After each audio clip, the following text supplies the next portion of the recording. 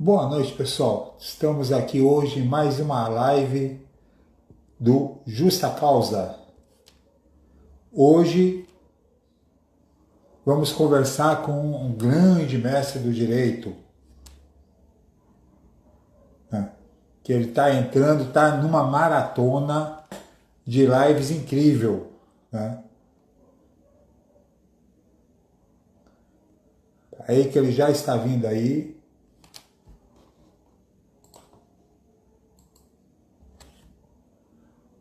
Tá chegando, tá chegando.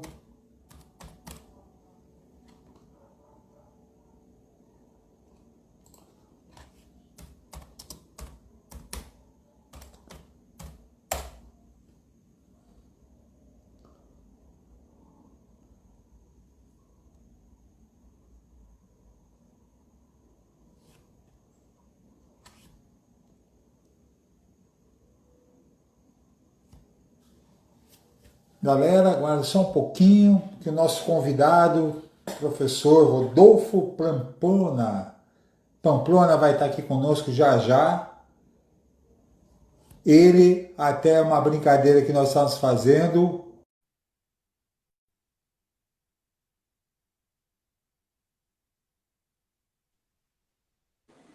Boa noite, já estou aqui Entrou, à sua chegou, disposição. estava falando aqui que você está virando o rei, tá? O rei das lives, bateu já Safadão, bateu Ivete Sangalo, não tem mais ninguém que consiga vencer você de live. Tá? Oh, está sendo um prazer enorme fazer essas lives, sabe? Eu tenho atuado, desde que entrei no isolamento presencial, eu acredito realmente nessa máxima de Gandhi, né? De quem não vive para servir, não serve para viver. E aí as pessoas começaram a entrar em contato, pedindo, olha só, vem cá, você pode fazer uma live? Eu digo, claro, não recurso ninguém, eu só tenho que agendar lá com o Martinha para eu poder manter ainda prestação jurisdicional em dia, todos os dias. Aí eu preciso só organizar mesmo, mas aí eu faço uma ou duas por dia e já bati, aí eu acho que estou batendo 270 lives. Acho que essa aqui deve ser Meu por Deus. volta da minha 270ª, né? Eita, é muita live. Mas quero É dizer, demais. da satisfação de bater esse papo contigo, que é um colega muito querido, um professor muito respeitado, coordenador de curso. Eu tive a oportunidade de palestrar, fazer algumas aulas inaugurais, né, em cursos sob a sua coordenação, né? Já rodamos aí algumas instituições e quero dizer da Já. minha enorme satisfação, né? Quando você disse, olha, vamos fazer uma live, vamos. Só pensei em agendar com o Martinha, mas separei, terminei, quero dizer, terminei mais cedo minha live lá com o Rogério Sanches, meu colega também, sabe que eu disse, ó, eu tenho um compromisso aqui com o Andrei Grunwald, então eu quero estar no horário certinho aqui com vocês. E estou à sua Ah, disposição para bater um papo. então, Rodolfo, não, eu vou te apresentar, por ossos do ofício, Rodolfo Pamplona, grande juiz, poeta, cantor, faz um show maravilhoso na qual as pessoas aprendem direito. Que já me disseram uma que você fez lá acho que foi na Unijorge, que o pessoal aprendeu tudo que tinha de direito contratual lá. Só que eu vou ter que fazer uma brincadeira aqui agora. Não gostei de uma posição sua, de dizer que direito penal não é sub-ramo do direito. Pois é, meu amigo. Pois é. Realmente, direito civil e direito contratual são os dois grandes ramos do direito. É Tá? verdade. Então, a gente tem que privilegiar, tá, Não, essa área. como diria o Garfield, né?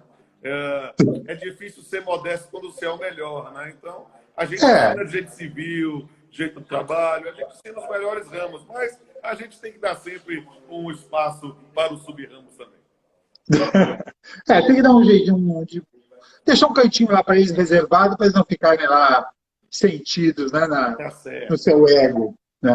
Bom, Plana, nós tínhamos conversado, tá, a respeito das inovações do regime jurídico emergencial transitório.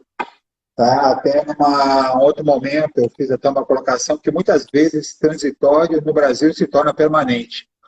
Mas eu queria fazer um questionamento antes da gente entrar nesse tema. Eu recebi essa semana passada e aí eu comecei a fazer algumas reflexões, né? reflexões que eu já vinha há muitos anos fazendo, né? Foi no Fórum da Liberdade, se eu não me engano, de 2019, um palestrante disse que no Brasil não precisa ter lei, porque já tem tanta lei para a gente fazer tanta coisa, né, que daqui a pouquinho vão criar uma lei para que possamos obedecer à lei já criada. Né? Mais ou menos nesse sentido que ele colocou. E aí eu estava me aprofundando essa semana, justamente por causa da sua live, na lei justamente na emergencial, né? Nessa questão que nós vamos tocar hoje. E aí o meu questionamento é justamente isso, que eu vi alguns pontos, né, plausíveis, acho que um ponto mais, acho que talvez um dos pontos mais polêmicos, talvez de grande dúvida, é aquela questão da prescrição da decadência, né, que ali é muito forte, principalmente quando se começa a contagem lá em fevereiro, se é em março, se é agora efetivamente com a publicação da lei. Eu sou muito da publicação da lei. Mas haveria, aí é o meu questionamento para você, tá? Usando o bom senso de julgador, de magistrado, tá? E os nossos outros juízes das áreas civis também federais, haveria necessidade de uma lei para estabelecer determinadas situações de prazos prescricionais, de assembleias de pessoa jurídica, condomínio, a própria prisão do inadimplente de alimentos.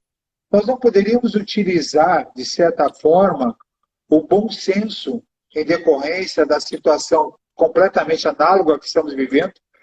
Não seria mais prático e teria uma fluência maior do que isso, do que a imposição de mais uma lei? Diga-se de passagem que, a princípio, ela deverá se extinguir agora em outubro, né, a sua eficácia. Será que valeu mesmo a pena? Nos ajudou ou nos atrapalhou? Olha, eu vou falar com absoluta liberdade sobre essa questão. Parece-me que era relevante, sim. É relevante ter uma lei. E eu vou lhe explicar. Eu vou lhe explicar isso não com o meu pensamento, mas com o pensamento de René Descartes.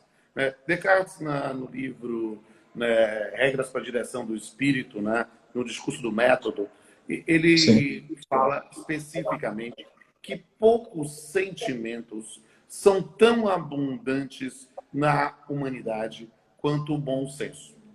Todo mundo acha que tem bom senso. Você não conhece pessoas que afirmam publicamente: eu não tenho bom senso. Todo mundo acha que o seu senso é o bom senso. O problema é que, para regras de segurança jurídica, a gente não pode ficar fiado no bom senso, seja do julgador ou de qualquer outra pessoa, porque não necessariamente ele será coincidente. Então, ter um mínimo de regras de segurança jurídica é algo que é importante. Eu concordo com a premissa que você citou. Temos leis demais. Temos efetivamente leis demais. Às vezes, a produção legislativa ela é feita quase numa linha de verborragia, de necessidade de escrever seu nome na história para fazer isso. E, às vezes, com leis que assim sejam necessárias ou leis que não tem nada de errado, mas que talvez o processo legislativo poderia se direcionar para coisas mais relevantes, para usar uma expressão do nosso campo do direito civil. É interessante ver que no Brasil foi feita uma lei para mudar o nome de uma lei. Né? A Lei de Introdução ao Código Civil Brasileiro virou LINDB, Lei de Introdução às Normas do Direito Brasileiro. Há alguma coisa contra? Há alguma tecnia? Não. Inclusive, o nome é melhor. Mas uma lei, para mudar o nome da lei, é um negócio que a gente fica dizendo assim, deve ter coisa mais importante para fazer. Né? O nome de uma lei é algo que é próprio da doutrina.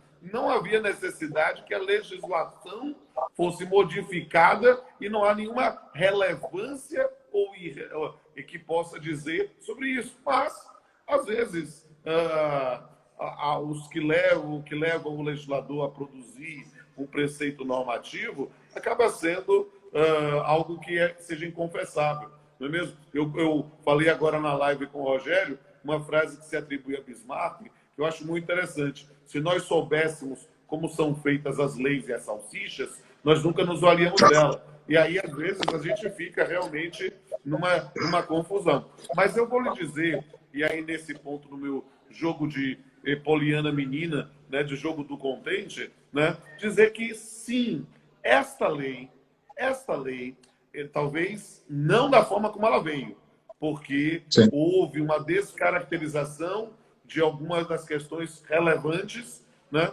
com os vetos do senhor presidente da República. Mas eu acompanhei o projeto de lei 1379, né, que já apresentado pelo senador Antônio Augusto Anastasia, né, que veio a se tornar a lei 14.010, que é o nosso objeto, o regime jurídico emergencial transitório.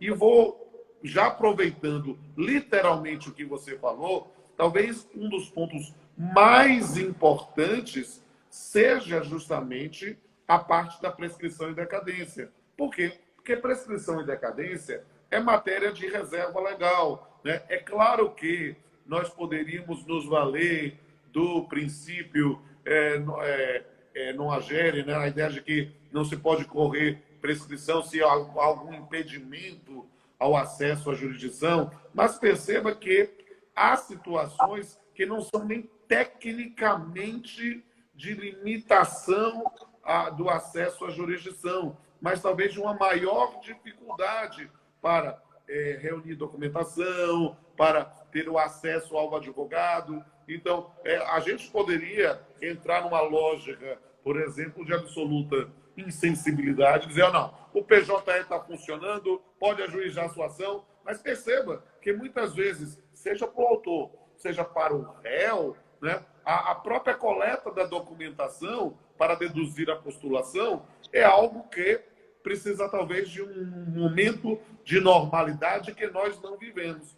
E aí ter um preceito legal que estabeleça de forma impessoal, não quero dizer que ela seja inflexível, de forma impessoal, talvez seja um caminho. Eu vou talvez por essa linha. Claro que daqui a pouco eu vou falar sobre cada um dos tópicos, eu vou te ouvir também. Para mim é sempre importante ter a dialética, ter o diálogo, para a gente seguir. Deixa eu só, antes de começar, também dizer o seguinte. Minha filha mandou uma mensagem para mim. Pai, você vai fazer uma live com o pai de um amigo meu. Aí eu acabei de... Ele me falou isso hoje. Assim, aí registrar aí um beijo para minha filha Marina, que ela participou lá da outra live. Eu não sei se vai participar daqui, mas mandar um beijo a todos e todas. Felipe me falou isso, pai, você vai estar fazendo, quando ele estava reformulando o card, tá? Ele falou, pai, é Rodolfo Pamplona, pai de Marina? Pronto.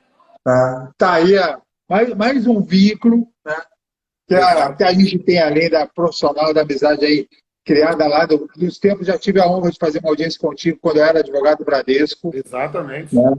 Aí, tempos, não sei se tempos bons, se tempos não tão bons, mas que eram todos eles muito corridos. Né? Acho que toda experiência é importante. E aí, com quero registrar certeza. Um abraço aí para o Felipe, que eu ainda preciso conhecer, porque Marina que diz, Felipe é meu amigo e amigo de Matheus, que é o namorado dela, né, lá do São Jorge. Eu digo, beleza, então fica registrado publicamente aqui o abraço. Vamos para lá. Pronto, vamos lá. Então, pronto. E a prescrição e a decadência, que está lá no artigo 3º, tá? Então, para impedir os suspensos, todos conforme o caso, a partir da entrada em vigor dessa lei. E vai até 30 de outubro de 2020. Tá? Aplicabilidade prática desse artigo e de seus parágrafos. Porque nós aí temos uma implicação. Código Civil, nós temos uma implicação dentro do Código de Defesa do Consumidor. Tá? Eu acredito que, subsidiariamente, aí eu quero a tua ajuda com relação ao direito trabalhista também. Tá? Então, ela é bastante ampla. Tá? Como é que você está vendo o trabalho dessa questão da prescrição da decadência na questão prática? Concordo plenamente com você. Essa questão da gente fazer essa suspensão, impedimento para propositores de novas ações, que você está falando de coleta de documentos, isso é muito importante. Né? Eu voltei a advogar agora este ano, né? Antes só estava prestando consultorias por cima, em decorrência da minha função de direção em instituições de ensino, tá? E eu tive dois clientes meus, tá? Que efetivamente não conseguiram, porque a documentação que ele precisava era uma documentação física que estava em órgão público que estava fechado. Tá? Agora que eles tiveram acesso a essa documentação aqui em Natal, para poder encaminhar para mim para que eu possa ajuizar a ação. Né? Mas ainda tem bastante tempo. Meu prazo ainda tá longo. Conversei com eles, ajustei. Como é que você está vendo essa questão na prática? Pegando um pouquinho aí a parte teórica, a questão na prática, como é que está o funcionamento disso aí, dessa questão? Eu vou então falar um pouco da parte teórica e depois da parte prática. Porque Bem, nós eu temos. vou Eu imaginar. estou querendo puxar, desculpa, eu estou querendo puxar um pouquinho a parte teórica também, porque nós estamos com muitos alunos, né, de direito, que eu já vi que entraram alguns meus aqui também, que entraram ano passado na faculdade, então eles estão tendo agora no seu inicial. Tá? Aí é muito interessante eles terem essa parte teórica vindo de um grande mestre, que é você, civilista e contratual, tá? Do que desse mero seguidor, né, de Instagram e de YouTube. Tá? Tranquilo, meu querido. Então vamos explicar, principalmente para os estudantes, essa questão. A lei, né, a Lei 14.010, que estabeleceu esse regime jurídico emergencial transitório, tem diversos dispositivos. Nós vamos trabalhar aqui, nesse momento, o artigo 3º. O artigo 3º traz uma previsão de suspensão e impedimento da prescrição e da decadência a partir da publicação da lei.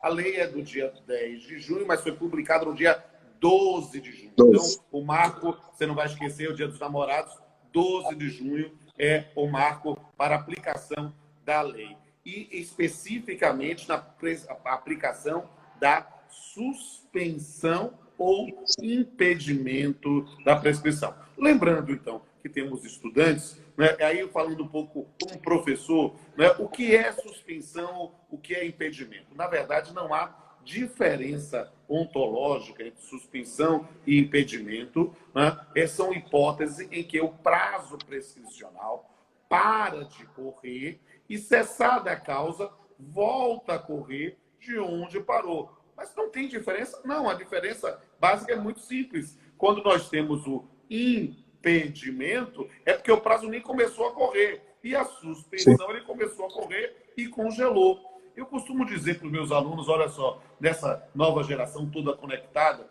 que para eles saberem o que é suspensão ou impedimento, basta eles olharem o botão do controle remoto e apertar o pause. O suspensão e impedimento é o pause. Começou lá o filme, lá na rede de streaming, você apertou lá o pause, no começo mesmo não colou nada. Por quê? Porque ele congelou. Apertou pause de novo, ele volta a correr de onde foi. Se você apertou logo no começo, é impedimento. Se você começou o filme e depois apertou o botão, foi suspenso. Não vai confundir com a interrupção. A interrupção é o botão de stop, né? Ou seja, apertou 2 vezes, zerou tudo, começa o filme do começo. Então, não é hipótese aqui de interrupção, mas sim de suspensão ou impedimento, ou seja, paralisação e continuidade da contagem do prazo a partir da cessação da causa. E a causa, nesse ponto, é o estabelecimento de um regime jurídico emergencial transitório para as regras de direito. Eu preciso...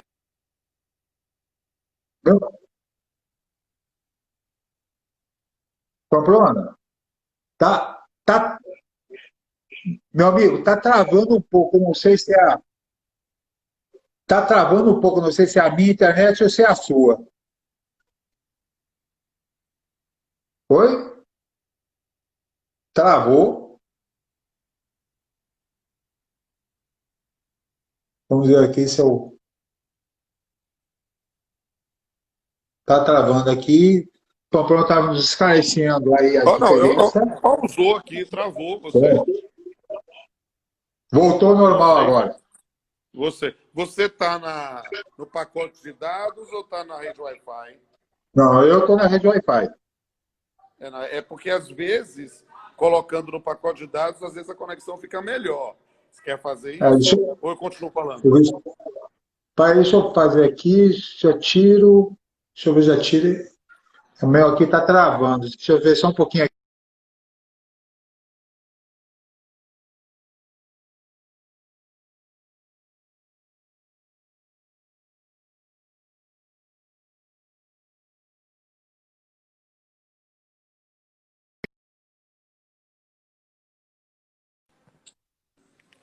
Pronto, voltei com o pacote de dados. Eu acho que Espero que agora minha vai vir. operadora não me detone, né? Espero que ela não te detone, mas vamos lá. Então, Se detonar, eu vou até fazer um parênteses. Se detonar, eu já brigo com a executiva da conta, porque a minha esposa é executiva da conta da operadora. Então, aí já vai ter uma briga em casa. Acho que você vai ter aí, vai ter uma briga interna, né?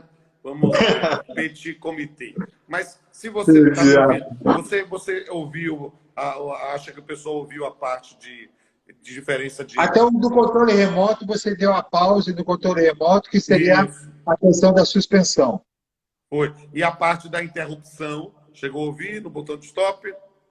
De stop, não. Não. Então, aí, eu Começou estava aqui no fazendo... início. Então, deve ter sido isso Pronto. que interrompeu. O que eu estava dizendo, o Você pessoal vai apertou o vir... stop e travou a live. Acho que foi isso. Travou a live, quando eu falei no botão de stop. Bem, falando para o pessoal, dizendo assim, o que é que eu quis dizer antes de travarmos aqui a conexão?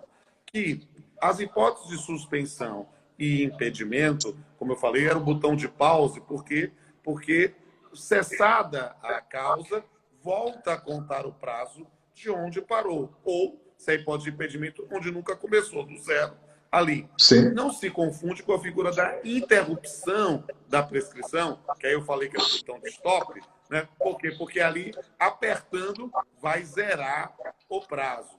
Não é interrupção. A expressão aqui é utilizada de forma técnica. É suspensão ou impedimento de prescrição e de decadência. Quem, às vezes, é muito apegado à disciplina jurídica do Código Civil 16, acha estranho, às vezes, falar de causas impeditivas ou suspensivas de decadência. Mas, você estudando a matéria Código de Defesa do Consumidor, você já vê que isso é simplesmente uma questão de disciplina jurídica, não tem nada a ver com o Instituto em si. Então, é a mesma ideia da contagem de prazo prescricional ou decadencial. O que é preciso dizer sobre esse tema? Está me ouvindo bem? Estou tranquilo. Maravilha. Beleza. Então, nessa circunstância, a primeira observação é que nós temos na Lei 14.010 um regime jurídico emergencial transitório de direito privado. Ou seja, esta regra não é exclusiva do direito civil, é do direito privado como um todo. E por isso vai se aplicar para o direito empresarial, para o direito do trabalho, para o direito do consumidor, claro, em tudo aquilo que não for incompatível com as regras próprias de cada ramo. Então, nesse caso, já esclarecendo a primeira pergunta, é perfeitamente aplicável para o direito do trabalho, para a disciplina jurídica das relações de trabalho, mesmo a nossa prescrição estando previsto no texto constitucional, no artigo 7º, inciso 29. Agora, eu diria mais, vou fazer uma provocação. Não sei se você já parou para pensar. Você sabia que essa norma pode também se aplicar no campo do direito público? Como, Pamplona? Sim. What? Porque raciocínio. Muitos dos institutos, né, quando nós falamos em face de ações, em face do Estado, são regidos pelo Código Civil. E a prescrição é uma delas. Então, eu não tenho a menor sombra pálida de dúvida de que uma ação de responsabilidade civil do Estado, né, vai estar regida também nesse aspecto da suspensão ou impedimento da prescrição pelo 14.010. Ou seja, também vai haver uma suspensão dos prazos prescricionais decadenciais em face das ações, né, vamos dizer assim, das ações de responsabilidade civil, das ações que têm um fundamento nas relações de direito privado, mesmo que tenham envolvido o Estado. Então, essa é uma provocação interessante para entender que essa norma, embora emergencial e transitória, ela tem uma abrangência muito grande. E a gente precisa ficar ligado nessa questão. O que eu vou lhe dizer é que ela estabelece um marco temporal de impedimento ou suspensão da prescrição, que, como eu disse, é 12 de junho. Aqui nesse ponto é preciso entender o parâmetro de segurança. O prazo é 12 de junho. Ou seja, nós temos aí, depois de 12 de junho, não se discute mais. A prescrição não está correndo mais e não correrá até 30 de outubro, salvo se houver alguma modificação normativa até aí. Agora, eu vou botar pimenta nessa questão. E é preciso dizer que esse prazo é um prazo de segurança, mas não é um prazo absolutamente inflexível. Podemos, sim, imaginar hipótese de entender que o prazo está impedido ou suspenso em data anterior. Mas aí, sim, é aquele campo da sua provocação original. É possível pensar em não estar contando o prazo prescricional? Sim, quando você demonstrar que era absolutamente impossível, né, haver o ajuizamento da ação. Ou era, para usar uma expressão talvez menos dramática, inviável o ajuizamento da ação. Vou falar isso, e aí também na minha experiência de mais de 260 lives. Né? Eu fiz muitas lives com colegas, juízes, advogados, de vários rincões desse país, com colegas do TRT da 11ª, que é Manaus, um território continental, né? Com os colegas do Mato Grosso do Sul. E muitos deles lembraram, professor, há determinadas regiões aqui que é só postulante pessoal. Não tem advogado. A Justiça do Trabalho vai lá para apresentar e aí o indivíduo só vai realmente demandar se a Justiça do Trabalho for lá. Não tem PJE ou outras formas de comunicação, não. É processo físico ainda. Então, aí, nessas circunstâncias, é possível, sim, admitir, né, do momento em que houve a suspensão da prestação jurisdicional, da atividade jurisdicional de forma ordinária, pensar numa data anterior, que aí pode se cogitar ser na lei da pandemia a partir de março, seja a discussão da primeira previsão em fevereiro, mas perceba, e aí é a expressão que me parece adequada, o ônus argumentativo da parte é muito maior. E eu vou fazer mais pimenta ainda, levar a enésima potência. Esse teu vatapá tá quente, hein? Vatapá quentíssimo. É possível até mesmo, na hipótese de jus postulante pessoal, só nessa, né, verificarmos também essa possibilidade até de ofício pelo magistrado, reconhecendo que não há ali um acesso à jurisdição. É algo absolutamente... É a exceção da exceção, mas aí como provocação. Sim. O que é possível, preciso deixar claro, é que o marco temporal é 12 de junho. Para ser antes disso, precisa ter um grau de fundamentação muito maior.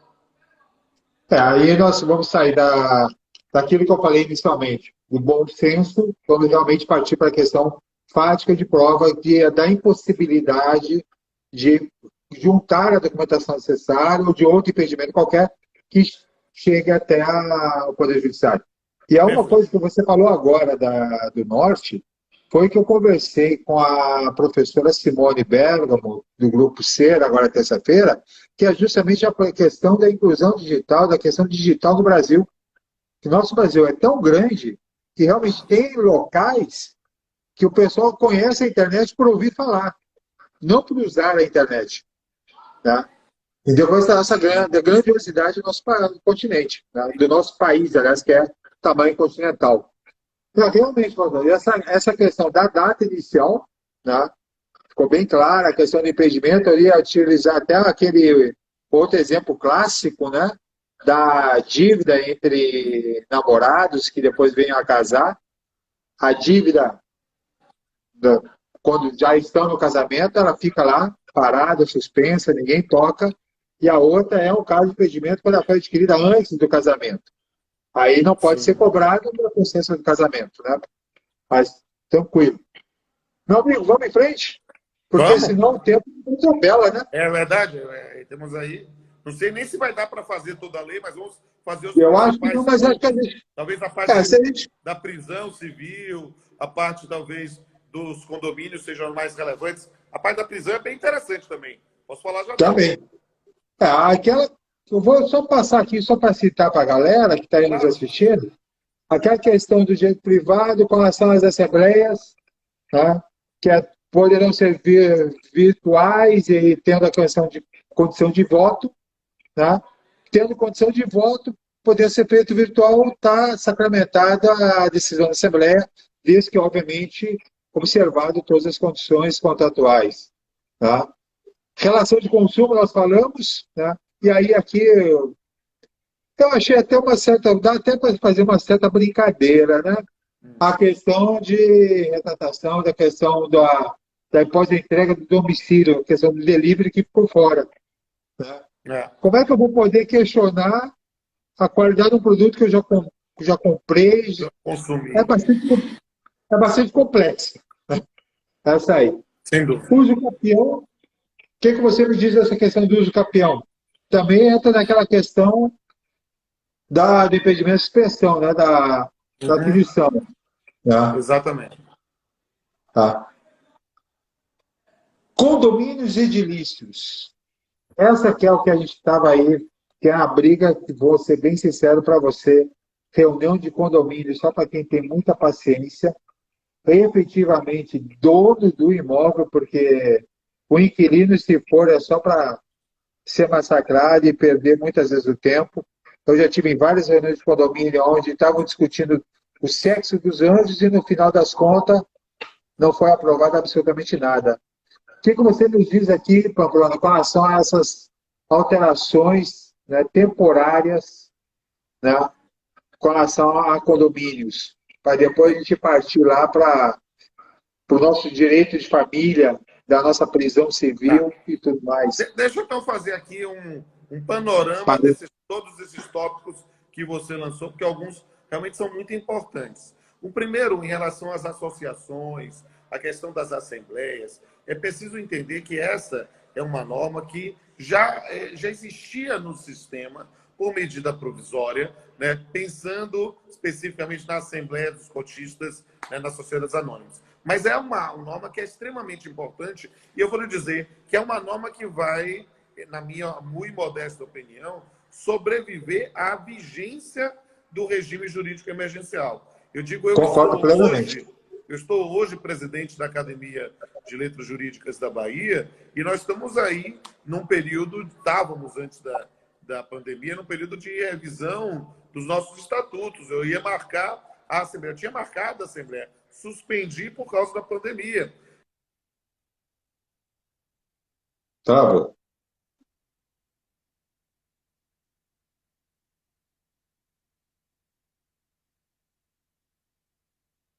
Meu amigo, travou de novo. Travou de novo, acho que vai Travou ter no um problema momento da doméstico. pandemia. Vai ter um problema doméstico aí na sua casa. Né? Vai. Mas o que é que eu voltei a dizer aqui? Nós estávamos com um período de revisão estatutária e aí eu tive que suspender a Assembleia por causa do período da pandemia. E eu devo retomar agora com base no regime jurídico emergencial. Mas independente de eu retomar agora ou não, eu preciso dizer que não tenho a menor dúvida que, voltando à normalidade, ou na construção de um novo normal, fazer assembleias com participação telepresencial vai ser, sem sombra de dúvida, uma forma de acesso ao exercício dos direitos. No meu caso, inclusive, reforçado. Eu tenho confrades na academia que têm 90 anos, estão lúcidos, mas estão com dificuldade de locomoção. Então, para eles participar da Assembleia de forma telepresencial é algo que, sem sombra de dúvida, vai ajudar e muito ao exercício dos seus direitos. Então, acho que é um caminho interessante. Vou mandar aqui um abraço para a doutora Andréa Keusch, que eu fiz uma live com ela sensacional, ganhei inclusive uma canequinha, um papeando com Pamplona, vou postar daqui a pouco. E eu quero dizer também que ainda nesse ponto, é o que você falou sobre a questão das relações de consumo, parece uma norma de temperamento, né, para esse período em que nós temos aí o consumo estimulado pela via do delivery. E aí fica muito complicado você imaginar a aplicação do sistema da forma anterior. Eu não costumo dizer que ela modificou, mas ela, na verdade, especificou em função desse sentido, ou seja, também com uma projeção ao futuro. E, finalmente, sobre a uso capião, e eu gosto sempre, especialmente sabendo que tem estudantes aqui, dizer, olha, gente, a partir do Código Civil 2002 é a uso capião, não fala o uso capião, que é a expressão antiga, é a uso capião, né? A uso capião é chamada, né, de prescrição aquisitiva. Então, não faria nenhum sentido imaginar que você tem um decurso você tem uma suspensão ou um impedimento de contagem de prazo prescricional para ajuizamento das pretensões correspondentes e a uso capião, que tem um lado dúplice, porque a uso capião, né, ela não é só para aquisição, é também para perda da propriedade. Então, nesse caso, nós precisamos ver o outro lado da moeda. E o indivíduo também pode estar, nesse ponto, com dificuldade de se valer, inclusive, dos mecanismos para defender a sua propriedade. E, por isso, é razoável pensar na aplicação também da paralisação dos prazos da contagem dos prazos da uso capião. Indo agora para os condomínios, nós tivemos alguns dispositivos que foram vetados. Essa parte do condomínio, né, ela ficou bem mutilada. E, na verdade, por quê?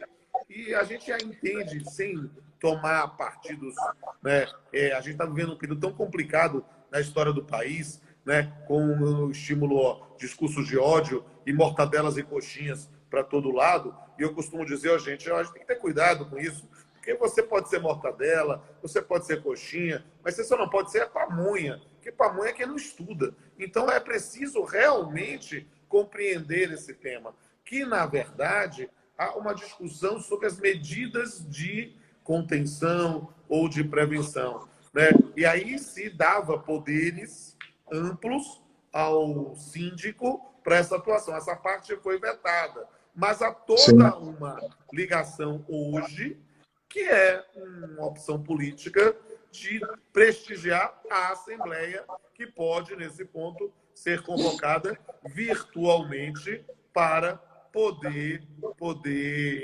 efetivamente decidir sobre as limitações de acesso. Inclusive, no próprio condomínio que eu morava, logo no início da pandemia, o síndico sofreu bastante lá em decorrência das questões de isolamento social, né? Foi muito questionado, né? Teve até, se não me engano, quiseram até entrar com uma ação na justiça para destituir o síndico, porque ele estava impedindo, efetivamente, de forma razoável, né, diversas situações, áreas sociais, retirou diversos bancos dos vãos de entrada dos prédios, justamente para evitar aglomeração e evitar a proliferação do Covid. Só que tinha moradores que não entendiam. Só foram entender depois, quando foi feito um levantamento dentro do condomínio, e 37 pessoas dentro do condomínio estavam contaminados, estavam com Covid-19. Né? Aí eles passaram a entender e passaram a dar razão ao síndico. Tá? Ou seja, ele quase Perceba foi que deixado. isso que para nós é apenas o exercício de razoabilidade e bom senso, nesse momento complicado da história do país, em que as pessoas não querem mais acreditar na ciência, mas simplesmente no que a pessoa acha, e aí no achismo nós temos essas manifestações do indivíduo acha que não, eu posso, não vou pegar, como se isso não vivesse em comunidade, é algo complicado, querido. E, sem sombra de dúvida, ter algum tipo de disciplina normativa, mais uma vez, mostra a importância de ter um regime jurídico emergencial. E o próprio artigo 12, não, 13, na realidade, né, mesmo havendo a possibilidade da Assembleia ser ela completamente virtual, as votações, né, o síndico continuou tendo a sua obrigação de prestar contas. Né? E Exatamente. até Isso não mesmo mudou. na eleição, oi? Isso não mudou, Permaneceu exatamente. tudo. Tá? Inclusive, até ele poderia vir, se não houvesse a condição de uma nova eleição nesse período, tá? Ele permaneceria, mas com todas as prestações de contas para a Assembleia, para os condôminos, tudo mais. Não houve alteração, houve só, eu entendo que houve mais uma forma de agilizar, né? De realmente, de todos os condôminos, né? Prestarem, estiverem atuantes. E eu vou ser mais ainda para você, pegando a sua deixa anteriormente da academia, eu entendo que reunião de condomínio, tem tanta gente que não vai por falta de disponibilidade ou não querer se deslocar até o salão de festas onde está sendo realizado, que se permanecer as assembleias de forma virtual, eu entendo que vai ter até uma adesão muito maior, né, para essas assembleias. Né? Não tenho Talvez dúvida, seja uma porque inclusive o participação. indivíduo participa dentro da sua casa, se ele não está curtindo muito, ele tira lá a sua imagem, fica só com o áudio, e aí participa de quando achar interessante. Isso pode até gerar algum tipo de objetividade, que é uma das coisas mais difíceis de conseguir em reunião de condomínio. Eu costumo dizer que reunião de comissão é a forma humana para não obter nenhum resultado. Isso é verdade. Então, Planeu, com relação ao regime da concorrência, né? Está previsto lá no capítulo 9, o que você pode nos dar de pincelada, Lê o de dispositivo orientação para o pessoal nesse entender. caminho aí? Lê o Oi? dispositivo para o pessoal entender. E também para eu testar Se seu áudio. você eficácia os incisos 15 a 17, parágrafo 3º do artigo 36, e inciso 4º, artigo 90, em relação a todos os atos praticados na vigência 20 de março até 20 de outubro de 2020, ou enquanto durar o estado de calamidade pública reconhecido pelo decreto legislativo. Essa é a relação, se não me engano, com relação às publicações e juntadas, né?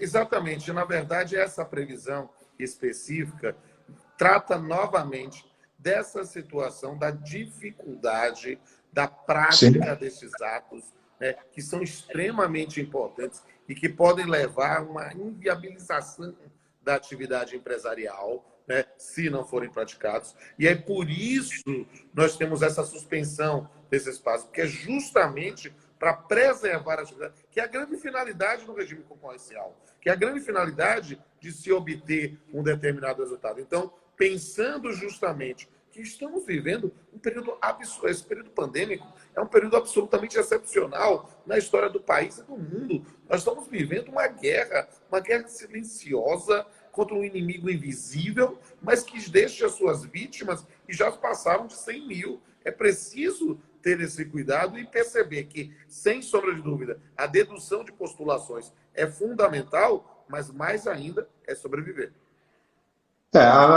Essa questão muito da pandemia, que eu estava conversando anteriormente, em outra live, nós observamos que não, podemos dizer que não somos privilegiados, obviamente, mas não foi só o Brasil que sofreu. Estamos todos nós, todo mundo inteiro está sofrendo isso. Nós vimos que, efetivamente, ninguém estava preparado, tá, para uma calamidade natural desse jeito, tá, e estamos sobrevivendo dentro daquela condição que nós realmente podemos e aplicando aquilo que é efetivamente viável, né, para uma sociedade. Mas nesse ponto a gente precisa desenvolver o sentimento de alteridade. Porque o que a gente Sim. precisa compreender é que estamos todos na mesma tempestade, mas não estamos todos no mesmo barco. Ou seja, Não. nós temos pessoas que têm mais condições e outras que definitivamente não têm. E por isso o sistema, não para travar as relações de privado, ao contrário, para preservar, para quando for possível deduzir postulações. Isso é verdade. Nós devemos realmente estarmos preparados para essa diferença que vai haver. Tá? Voltando aqui, e dentro do que a gente estava falando, as relações de família estão realmente muito complicadas. Sim. Tá? Eu não tenho números, mas alguns colegas da área de família, que a gente tem conversado de vez em quando, eles têm falado que a quantidade de ações que eles vão propor, ou já estão propondo, ou tentando conciliar, de divórcio entre as partes, até mesmo a gente tem visto noticiário, não vou pegar dados que eu não tenho, mas que é comunicado noticialmente, o excesso de uma violência doméstica.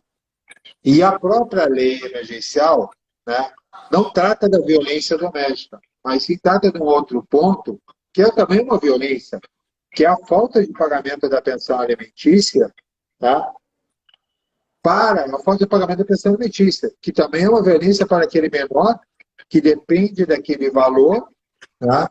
Para poder ter a sua sobrevivência, custear sua alimentação, sua dignidade.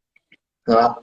Aí a gente vem também naquela outra questão da contramão, vou justificar a não pagamento e decorrência da minha perda de emprego, beleza, ou aqueles simplesmente que não querem justificar e não querem pagar e pronto.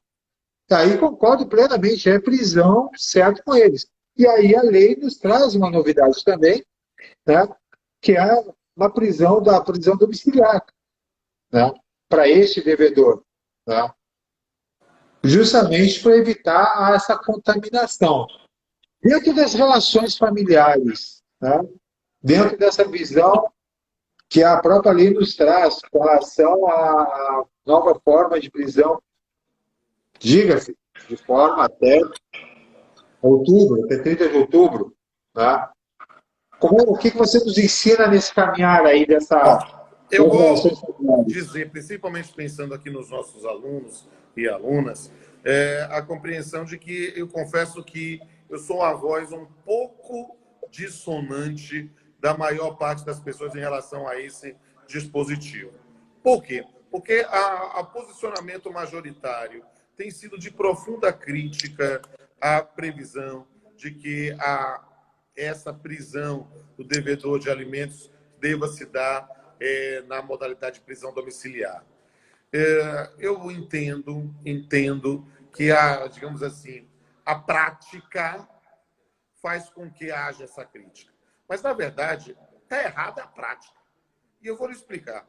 Na verdade, nós estamos mal acostumados, dentro do nosso sistema, né, com a ideia da prisão. Por quê? Porque a prisão do devedor de alimentos é só para o devedor inexcusável. O indivíduo que perdeu o emprego, o indivíduo que não está, que teve seu contrato suspenso e ele não está cumprindo alimentos por causa disso, é uma circunstância que, de fato, não autoriza a prisão. Nós só estamos pensando, e do ponto de vista jurídico, a prisão efetivamente é para o devedor inexcusável. O cara tem condição de pagar e não está fazendo. E aí o que acontece? Nós temos uma sociedade que está acostumada um pouco com medidas autoritárias. Por quê? Porque como é que eu afirmo que a pessoa tem condição, mas não está tendo? A lógica não está pagando. A lógica, e aí você sabe da minha condição de juiz do trabalho, e nesse ponto eu falo isso com certo orgulho, né, de somos despudorados com o sistema do Bacenjude, né, é dizer que, nessa circunstância, o magistrado não tem que ficar pensando em prisão para isso. Ele tem que bloquear as contas, exigir ativos, porque é onde dói mais no ser humano, que é no bolso. Ou seja, as pessoas ficam nessa coisa. Porque agora não vai prender, mas perceba, prender por si só, resolve a circunstância, o indivíduo vai pagar, não vai pagar, mas só prende nos últimos 3 meses. A gente está verificando, o indivíduo tem condições, você bloqueia as contas do cara, restringe créditos, faz alguma coisa que verifica onde estão as receitas dele, faz penhora em relação a penhora de crédito. As pessoas não estão acostumadas a fazer penhora de crédito. Não, é que o indivíduo não tem carteira assinada. Bem, mas ele é autônomo, ele tem com quem pega, penhore o crédito que ele tem a receber com o terceiro vai pagar isso, porque ele vai ser depositário desse ponto. Então é preciso mudar a mentalidade da forma de execução das dívidas de natureza alimentícia. Por quê? Porque, de fato, a ideia de prisão é justamente o nosso resquício de um Estado autoritário. O brasileiro, a gente fica nessa ilusão de que o brasileiro é cordial, que nada. O brasileiro ele é autoritário mesmo. A nossa tradição histórica é de autoritarismo. A gente vive hoje o maior período democrático da história desse país, né? Se a gente conta de 85 para cá, né? Eleições presidenciais de 89 para cá, ou seja, nunca se viveu tanto tempo em democracia, a gente não está acostumado. Por quê? Porque as pessoas ainda têm saudade de ditadura, ainda querem pensar em intervenção militar, quando, na verdade, nós temos que pensar em criação de consciência de responsabilidade para efetivar os nossos deveres. Então, nessa circunstância, devedor de pensão alimentícia bloqueia as contas, restringe crédito, faz todas as medidas que são muito mais eficientes do que a prisão, né? Eu digo, inclusive, e aí falando como observador crítico do sistema, que essa previsão legal ela só veio a ratificar o que o próprio STJ já tinha mandado. Porque não faz sentido. O bordão é fique em casa. Você vai colocar alguém que é responsável pela manutenção de menores, que tem para pagar alimentos, para ficar preso num lugar que potencialmente ele pode se contaminar. Aí que o indivíduo não vai receber nada. Então, é preciso entender com esse ponto. Nós estamos realmente, aí como o colega está colocando, mal acostumados com a cultura do medo. Né? Com a cultura do medo. E aí, o que a Elizabeth botou. Foi o que a Elizabeth botou aí em cima, né? E aí eu vou trazer uma lembrança que me veio agora do meu professor de Direito de Família, que foi posteriormente numa pós-graduação que eu iniciei lá do Rio Grande do Sul, né, que ele era advogado militante na área de família. E ele deu um exemplo do cliente dele, que era artista plástico. Se separou, estabeleceu a pensão alimentícia. 2 ou 3 anos depois que ele já tinha se separado, estabelecido a pensão alimentícia, ele brigou com a ex-mulher dele. Simplesmente parou de pagar a pensão alimentícia. Né? Parou, não quis mais pagar. Simplesmente parou.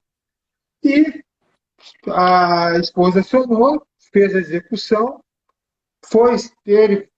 esse professor foi chamado, Alain foi chamado para fazer a defesa, fez a defesa, mas o cara foi preso. Porque ele não queria pagar.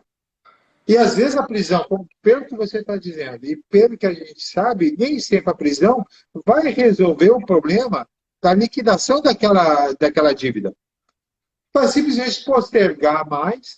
Muitas vezes a pessoa vai presa e acaba perdendo o emprego em decorrência disso, e acaba agravando a situação. Mas o que eu ia comentar, que não é piada, ele era artista plástico.